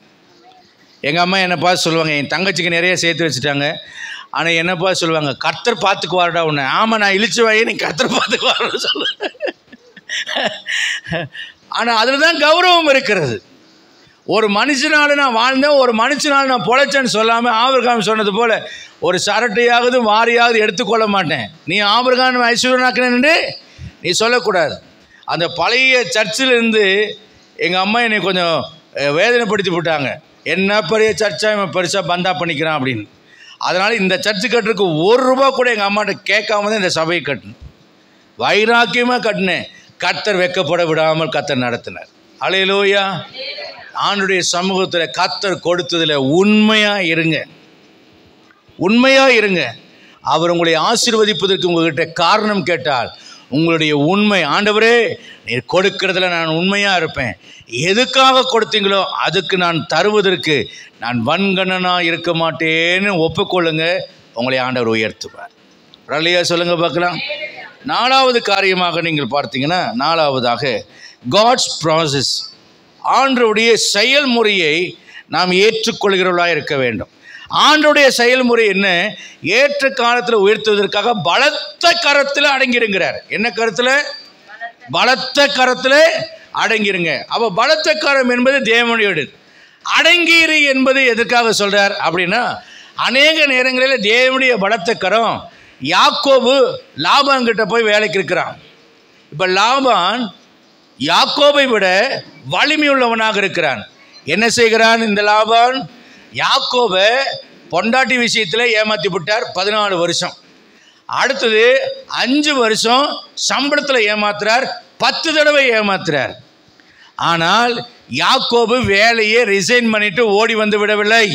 ஒரு இல்லையா சொல்லுங்க பார்க்கலாம். நல்லா புரியுதா உங்களுக்கு? வேலையில் யாக்கோபு ஏமாற்றப்படுகிறான். தன் சொந்த மாமனார் எஜமானனாக இருக்கிறான்.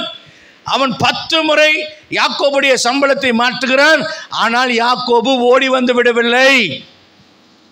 தேவனா நீ கிளம்புன்னு சொல்லுகிற வரைக்கும் கொண்டு போன ஆண்டவர், நான் உன்னோடு கூட வருவேன், உன்னை திரும்பவும் தகப்பன் வீட்டுக்கு கொண்டு வருவேன். அப்போ கொண்டு போனது ஆண்டவர் என்றால் கொண்டு வருவதும் ஆண்டவர் தான். அல்லேலூயா. நாம் சபைக்கு வரும்போது ஆண்டவர் இந்த சபையை காமித்தார் அப்படின்னு சாட்சி சொல்லிட்டு வருவோம். ஆனால் சபையிட்டு ஓடும்போது கர்த்தர் போக சொன்னார்னு போகிறோமா? பாஸ்ட் எப்படி அப்படி பிரசங்கம் பண்ணலாம் அப்படின்னு தான் போகிறோம். பாஸ்ட் ஏன் என் வீட்டுக்கு வரல, அதனால் எனக்கு கோபம் அப்படின்ட்டு தான் போகிறோம். பாஸ்ட் அம்மா ஏன் இப்படி சொல்லிச்சு அப்படின்ட்டு தான் கோபம். இப்படி தான் ஓடுறாங்களே தவிர கர்த்தர் சொன்னார்னு வர்ற ஆள் கர்த்தர் சொன்னார்னு சபையை விட்டு போகுதா? போகிறதில்ல. நம்மளால அடங்கி இருக்க நமக்கு முடியாது. பிரச்சனை என்ன? நாம் உயர்வடையாமல் போவதற்கு காரணம் என்ன? ஏங்க, ஒரு வருஷம் முழுவதும் அந்த வகுப்பில் அந்த ஆசிரியருக்கு அடங்கியிருந்தால் தான் நான் அடுத்த வகுப்புக்கு ப்ரொமோஷன் ஆக முடியும். பள்ளிக்கூடத்தில் அடங்கியிருந்தால் தான் ஹை ஸ்கூல் போக முடியும். ஹை ஸ்கூலில் அடங்கியிருந்தால் தான் ஹையர் செகண்டரி போக முடியும். ஹையர் செகண்டரியில் அடங்கியிருந்தால் தான் காலேஜ் போக முடியும். காலேஜில் அடங்கியிருந்தால் தான் நான் ஒரு அப்ரெண்டிஸாக போக முடியும். அப்போ அங்கேயும் அடங்கியிருந்தால் தான் நான் என்ன செய்ய முடியும்? சொந்தமாக ஒரு இடத்துல நிற்க முடியும்.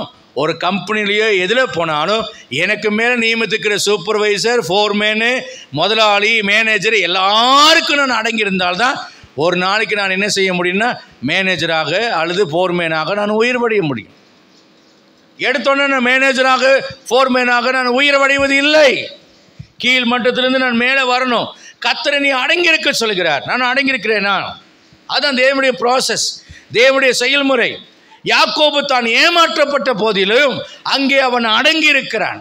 தனக்காக அவன் வழக்காடவில்லை, தனக்காக குறுக்கு வழிகளை தேடவில்லை. ஏனென்றால் தேவதூதன் சொப்பனத்தில் தோன்றி லாபான் உனக்கு செய்கிற எல்லா அநியாயத்தையும் நான் கண்டேன் என்று சொல்கிறார். கர்த்தர் நம்மிடம் என்ன எதிர்பார்க்கிறார்? அநியாயங்களை சகித்துக் கொள்ளக்கூடிய ஒரு சகிப்புத்தன்மையுள்ளவர்களாக, ஆண்டவரே கொண்டு வந்தது நீர் கொண்டு போக சொல்கிற வரைக்கும் நான் கீழ்ப்படிந்து உம்முடைய கரத்துக்குள்ளாக நான் அடங்கியிருப்பேன். ஆமென். என்னை இங்கே கொண்டு வந்தது உம்முடைய கரம், திரும்பவும் கொண்டு போவது உம்முடைய கரமாகத்தான் இருக்க வேண்டுமே தவிர என் யோசனையும் என் தீர்மானமுமாக இருக்கக்கூடாது. நீ இருக்கிற இடத்துல உபத்திரவம் இருக்கும், நீ இருக்கிற இடத்துல ஏமாற்றம் இருக்கும், நீ ஏமாற்றப்படலாம், வஞ்சிக்கப்படலாம், உங்களை ஏமாற்றுகிற மக்கள் மேலும் மேலும் வலியவர்களாய் மாறலாம். ஆனால் நடந்தது என்ன? உங்கள் அநியாயத்தை காண்கிற ஆண்டவர் உங்களுக்கு நீதியை சரி கட்டுகிற ஆண்டவராக இருக்கிறார். வெறுமையாய் உங்களை அனுப்பவிடவில்லை. 2 பரிவாரங்களுக்கு அவனை அதிபதியாய் மாறினான். 2 மனைவியை ஆசீர்வாதத்தை பெற்றுக்கொண்டான். 2 மனைவியினாலே பிள்ளைகளை பெற்றுக்கொண்டான். ஆடு மாடுகளை ஏசாக்கு ஒரு பகுதியும் தனக்கு ஒரு பகுதியுமான 2 பரிவாரங்களை பெற்றுக்கொண்டான். தன் சகோதரனுக்கு கிஃப்டாக கொடுக்கறதுக்கு ஒரு பங்கை எக்ஸ்ட்ரா சம்பாதித்து போனான். அல்லேலூயா. நல்ல ஒரு அல்லேலூயா சொல்லுங்க. அப்போ நம்மகிட்ட என்ன தேவை? எனக்கு மேலே இருக்கிற முதலாளியோ எஜமானனோ எனக்கு மேலே இருக்கிற யாராக இருந்தாலும் சரி, சில நேரத்தில் உங்கள் மாமியார் கல்லறையில் போய் மண்ணை போடுற வரைக்கும் மாமியாருக்கு அடங்கிருந்து கர்த்தர் வைத்திருந்தால் மாமியாருக்கு அடங்கியிருக்க வேண்டும். இப்போ மாமியாருக்கு ஒரு பெரிய பெருமூச்சு வருகிறது. எப்பா, என் மருமகளுக்கு இன்னைக்கு ஒரு டோஸ் விட்டு பாஸ்ட் அடக்கிட்டார். நான் சொல்கிறேன், உங்கள் அநியாயம் நிறைவடைந்து விட்டால் சீக்கிரமாக உங்கள் மூச்சை பீசு பிடுங்கிடுவார். வச்சானா இப்போ உங்களுக்கு ஒன்று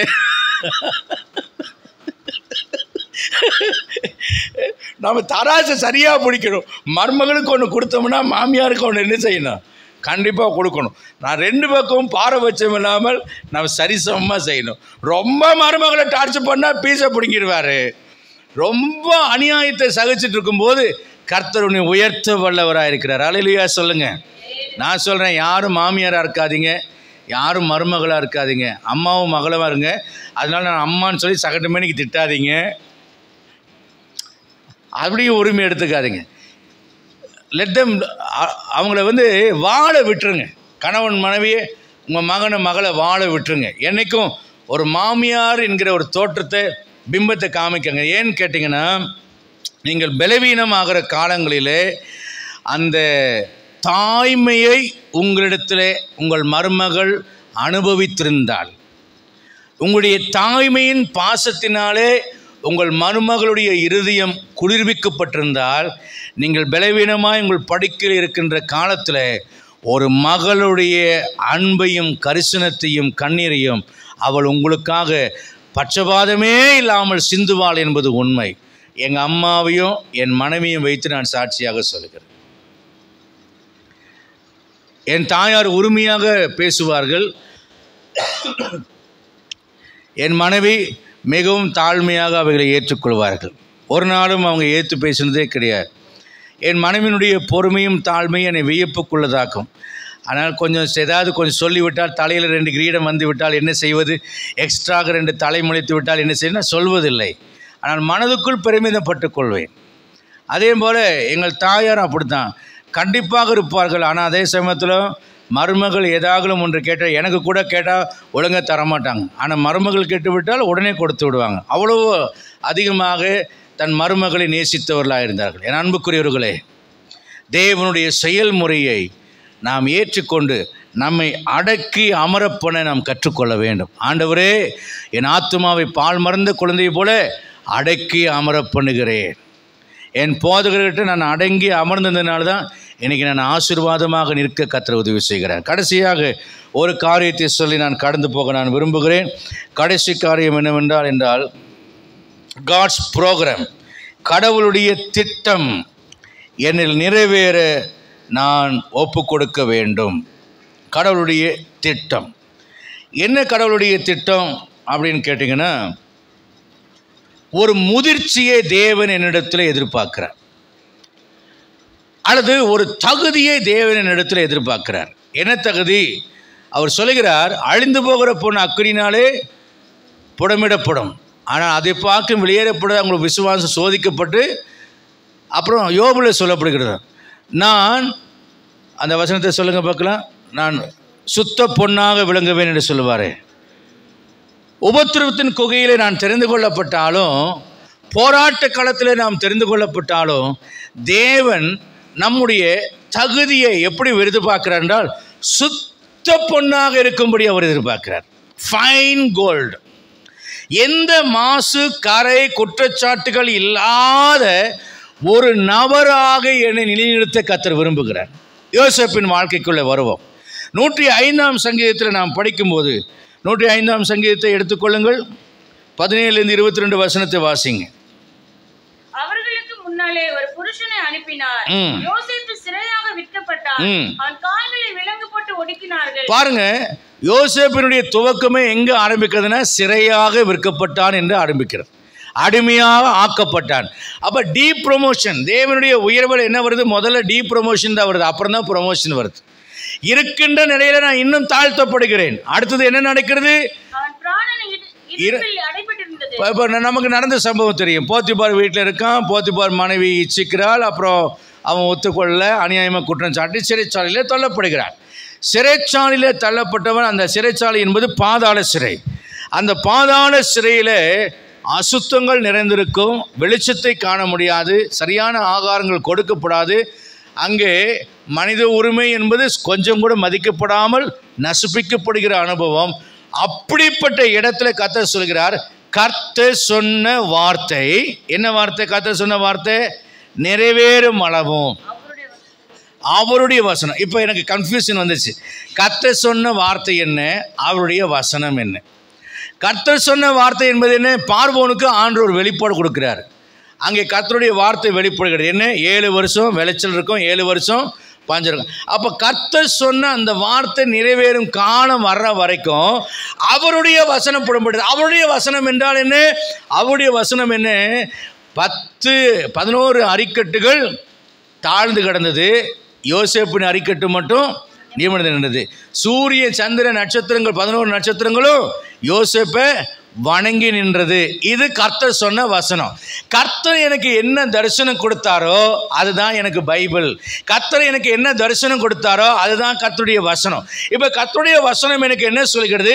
அடே, நீ அதிபதியாக இருக்க போற, நீ உயர்ந்திருக்க போற, நீ சிறந்தவனாக இருக்க போற, நீ தாழ்ந்ததுக்கு ஒப்பு கொடுத்துறாதே, உன் அண்ணன் மாதிரி துன்மாக்கமாக இருந்துடாதே, உங்கள் அப்பா மாதிரி ஏமாத்துக்காரனா அப்பனை ஏமாத்துறவனா இருந்தார். அப்போ அப்பனை ஏமாத்துறவனானும் இல்லை, அண்ணங்காரங்கள மாதிரி துன்மாக்கனாகவும் இவன் இல்லை. ஆனாலும் போத்திபார் வீட்டில் இவனுடைய உண்மையானது சோதிக்கப்படுகிறது, இவனுடைய பரிசுத்தமானது சோதிக்கப்படுகிறது, இவனுடைய வாழ்க்கை சோதிக்கப்படுகிறது. அங்கே தன்னுடைய உத்தமத்தையும் தன்னுடைய உண்மையும் அவன் காத்து கொண்டதினாலே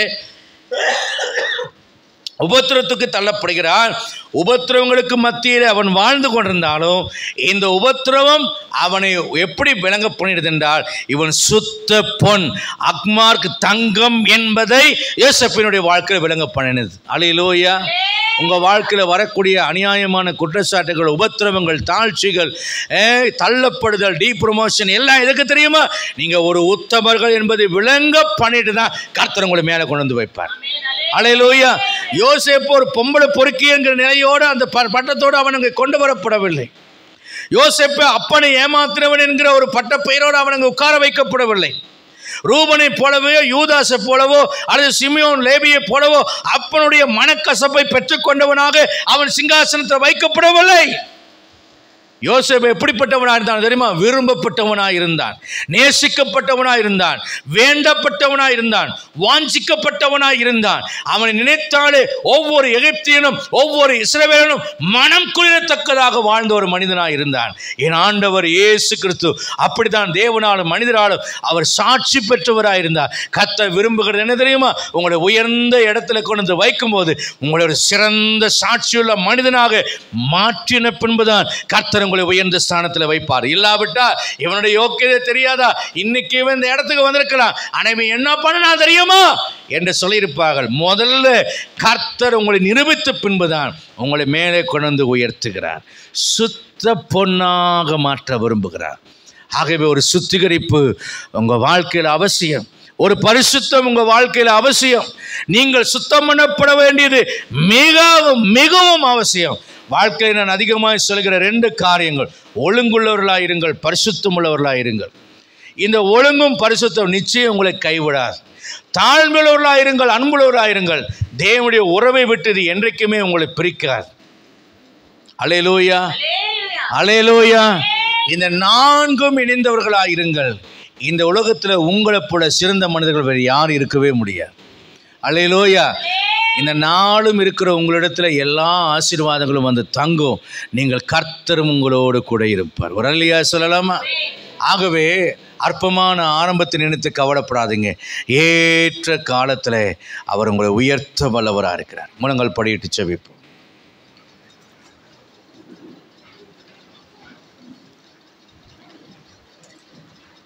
இந்த அருமையான காலை வழியில் என் அன்புக்கு அருமையான தேவனுடைய பிள்ளையே ஒப்பு கொடுப்போமா? ஆண்டவரே, என்னை உயர்த்தும்படிக்கு உம்முடைய பாதத்தில் நான் ஒப்பு கொடுக்கிறேன். என்னை உயர்த்தும்படிக்கு உம்முடைய சமூகத்தில் ஒப்பு கொடுக்கிறேன். நீர் என்னோடு பேசுனீர், நான் விசுவாசிக்கிறேன். ஆண்டவரே, என்னை தாழ்த்துகிறேன். அர்ப்பணியுங்க. வாலிப பிள்ளைங்களே, உங்களை தேவ சமூகத்தில் அர்ப்பணிங்க. உங்கள் ஆத்மாவை ஒப்பு கொடுங்க. இன்னும் சுத்திகரிக்க தேவன் எந்த பாதையிலாம் நடத்துகிறாரோ, ஏன், எதற்கு, என்னன்னு கேள்வி கேட்காம அவர் உங்களை நடத்தி கொண்டு போவதற்கு உங்களை ஒப்பு கொடுங்க. தேவன் தாம் தெரிந்து கொண்ட பிள்ளைகளுக்கு சகலத்தையும் நன்மைக்கு எதுவாகவே செய்கிறார். நாம் அவரிடத்தில் அன்பு கூறுகிறபடினாலே எதுவும் தீமையாய் நடக்காது. மனதார தேவன் உங்களை உயர்த்த வல்லவராக இருக்கிறார். தேவைகளெல்லாம் சந்திக்க வல்லவராக இருக்கிறார். உயர்வு வராமல் போகாது, நிச்சயமாக உயர்வு வரும். தேவன் வாக்களித்திருக்கிற நன்மைகளை தருவார். அதுக்கு முன்பதாக இந்த 5 காரியங்களும் நம்மிடத்தில் நிறைவேற நாம் நம்மை ஒப்பு கொடுப்போம். பரிசுத்தமான பிதாவே, உம்முடைய சமூகத்தை தாழ்த்து வருகிறோம். ராஜா, இயேசு கிறிஸ்துவின் நாமத்தினாலே எங்களை இந்த காலை வழியில் அர்ப்பணம் செய்கிறோம். நாங்கள் எதிர்பார்க்கிற உயர்வை பல குறுக்கு வழிகளிலே தேடாமல் தேவன் வைத்திருக்கிற அனுபவங்களின் வழியாக அவைகளை அடைய கர்த்தர் நடத்தி செல்கிற பாதைகளின் வழியாக நடந்து அவைகளை சுதந்திரிக்க நீர் எங்களை தகுதிப்படுத்தும்படி நாங்கள் வேண்டுகிறோம். எங்கள் சுய புத்தியை சாராமல் சுய இஷ்டத்தின்படி நடவாமல் தேவ நோக்கத்தையும் தேவ சித்தத்தையும் நிறைவேற்றுகிற பிள்ளைகளாய் விளங்க எங்களை அர்ப்பணம் செய்கிறோம். இந்த கால வழியில் கூட உம்முடைய வசனத்தின் புடமிடுதலுக்கு உம்முடைய ஜனங்களை ஒப்பு கொடுக்கிறேன். யோசேப்பை போல, தாவீதை போல, ஆண்டவராம் இயேசு கிறிஸ்துவை போல பூரணப்படுத்தப்படுவதற்கு, சுத்திகரிக்கப்படுவதற்கு, தகுதிப்படுத்தப்படுவதற்கு, கர்த்தரால் உயர்த்தப்படுவதற்கு, ஏற்ற நிலையை அடைவதற்கு தேவனே உம்முடைய பிள்ளைகள் தங்களை பூரணமாய் அர்ப்பணம் செய்ய கர்த்தர் கிருபை தருவீராக. உம்முடைய வல்லமையுள்ள கரம், உம்முடைய பலத்த கரம் உம்முடைய பிள்ளைகளை ஆண்டு கொண்டு நடத்தும்படி நாங்கள் ஜெபிக்கிறோம். உம்முடைய இரத்தத்தினாலே கழுவும், இன்னும் பரிசுத்தப்படுத்தும், இன்னும் ஒழுங்கோடும் உண்மையோடும் ஒத்துமத்தோடும் உம்மை பின்பற்றி செல்ல பேரனையும் கிருபையும் தரும்படி நாங்கள் ஜெபிக்கிறோம். உம்முடைய தயவினாலே அவருடைய ஆவியை பராமரித்து காப்பாற்றி கைவிடாதபடி காத்துள்ள வேண்டும் என்று ஒப்பு கொடுக்கிறோம். கிருபைக்கு ஒப்பு கொடுக்கிறேன். ஆசீர்வதியும். மாசற்ற வரைக்கென்று உம்முடைய பிள்ளைகளை ஆயத்தப்படுத்தும். எவ்வளவு உபத்திரங்கள் வந்தாலும் அவைகளை பொறுமையோடு சகித்துக்கொள்ள, பாடுகளை சகித்துக்கொள்ள, ஆண்டவரே அவைகளெல்லாம் கடந்தோடி வர, கிறிஸ்து இயேசுவை நோக்கி தங்களுடைய ஓட்டத்தை முழுமையாய் ஓட, இன்னும் பரிசுத்தத்தின் மேலே பரிசுத்தம் அடைய தகுதிப்படுத்தும், கிருபைதாரும் வழி நடத்தும். இரட்சகராம் இயேசுவின் நாமத்தில் பிதாவே. என் ஆத்துமாவே ஸ்தோத்திரி, என் முழுமே அடி பரிசுத்த நாமத்தை ஸ்தோத்திரி. என் ஆத்துமாவே கர்த்தரை ஸ்தோத்திரி, கர்த்தர் செய்த சலுபாங்களை மறவாதே. ஆமென். நம்முடைய கர்த்தராக இயேசு கிறிஸ்து கிருபையும் பிதாவாகிய தேவனுடைய அன்பும் பரிசுத்த ஆவியான நன்மைக்கும் ஆசீர்வாதம் சந்தோஷம் சமாதானமும் நம் அனைவரோடும் உலகிற சகல பரிசுத்தவான்களோடும் என்றும் என்றும் கர்த்தர் திரும்ப வரும் மூலம் இருப்பதாக. அல்லேலூயா. God bless you. கர்த்தர் உங்களை ஆசீர்வதிப்பாராக. இங்கே 4 மணிக்கு